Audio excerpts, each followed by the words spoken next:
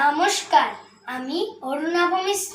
আমি সীমন্ত বিদ্যাপীঠ প্রাথমিক বিভাগের তৃতীয় শ্রেণীর ছাত্র। আজ বৃহস্পতিবার, শিক্ষক দিবস। শিক্ষক মহাশয়দের সম্মান জানিয়ে আমার ছোট্ট একটি কবিতা।